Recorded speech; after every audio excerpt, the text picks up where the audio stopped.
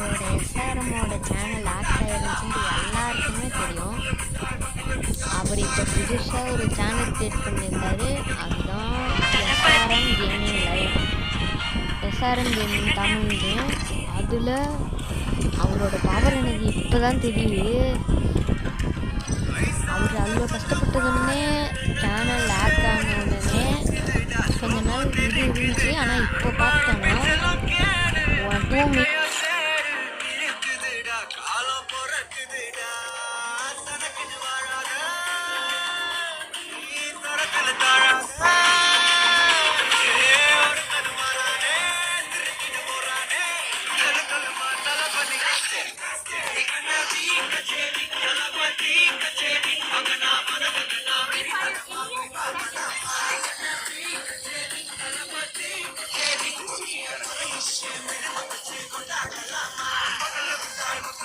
outside the box.